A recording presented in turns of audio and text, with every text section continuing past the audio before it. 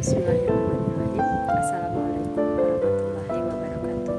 Berjumpa kembali dengan Ibu di mata pelajaran administrasi transaksi. Apa kabar kalian semua?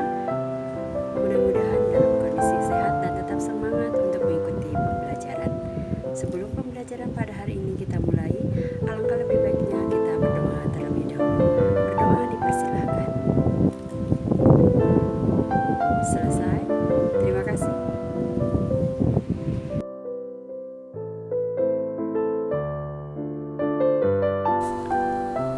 Pada pertemuan kali ini, kita akan membahas mengenai alur penjualan tunai.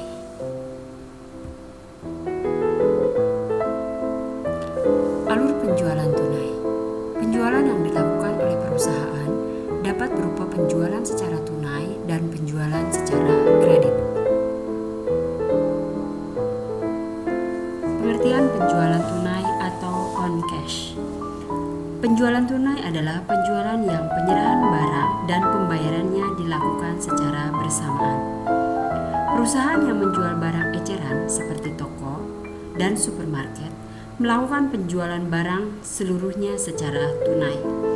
Pembeli datang sendiri ke tempat penjual dan barang diserahkan di tempat penjual.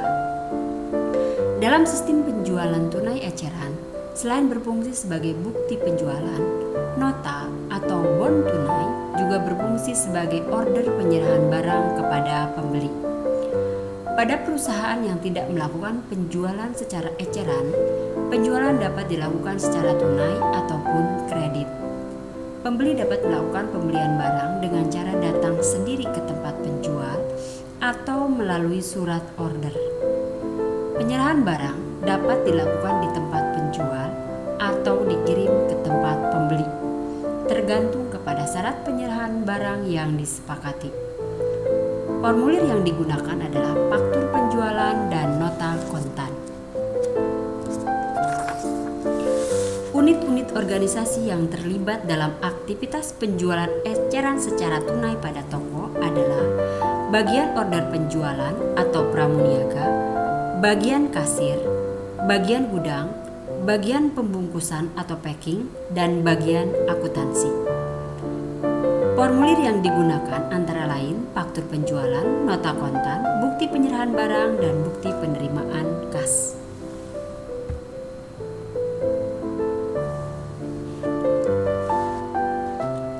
Alur transaksi penjualan tunai. Pertama, dimulai dari permintaan pelanggan, kemudian menyiapkan nota kontan. Langkah ketiga, menyiapkan barang yang dijual. Langkah keempat, menerima pembayaran. Langkah kelima, menyiapkan bukti pembayaran.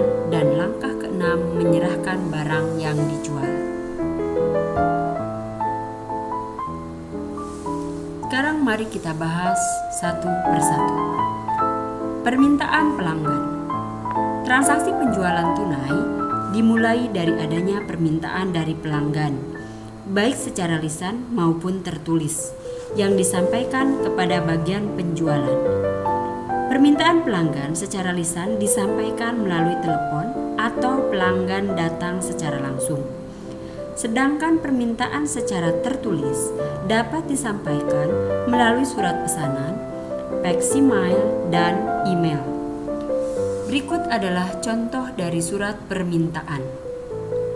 Di dalam surat permintaan biasa ada nama perusahaan, ini yang ditujukannya, kemudian isinya di sana ada syarat pembayaran. Jadi kita meminta kepada toko yang kita minta barangnya, syarat pembayarannya seperti apa, potongan harganya berapa, cara penyerahan barangnya bagaimana, dan layanan penjualnya seperti apa.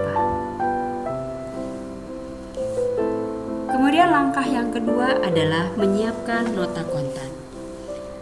Setelah bagian penjualan menerima bukti transaksi permintaan dari pelanggan, langkah selanjutnya adalah membuat nota kontan sebagai bukti transaksi dari penjualan tunai tersebut. Nota kontan adalah bukti pembelian barang secara tunai yang dibuat oleh penjual dan diberikan kepada pembeli. Nota kontan asli diserahkan kepada pembeli dan tembusannya disimpan pihak penjual sebagai bukti transaksi penjualan tunai. Berikut adalah contoh dari nota kontan. Di sini ada jenis barang yang kita beli, jumlah barangnya berapa, harga satuannya berapa, dan jumlah keseluruhannya berapa, dan ditandatangani oleh kepala bagian penjualan dan diketahui oleh bagian akuntansi. Langkah yang ketiga adalah menyiapkan barang yang dijual. Bagian gudang mempersiapkan barang sesuai dengan yang tertulis di dalam faktur. Barang diperiksa terlebih dahulu agar tidak terjadi kekeliruan mengenai kualitas dan jumlah barang yang dibeli pelanggan. Bagian pembelian membuatkan faktur dan menentukan kendaraan untuk mengirim barang ke tempat pembeli. Hal ini jika perusahaan menggunakan syarat penyerahan barang perangko gudang pembeli atau FOB Destination Point ataupun perangko pembeli, yaitu segala bentuk kegiatan penyerahan barang dilakukan di tempat pembeli. Hal ini berarti segala bentuk biaya dan resiko yang timbul dalam hal pengiriman barang dari tempat penjual ke tempat pembeli menjadi tanggung jawab dari pihak penjual.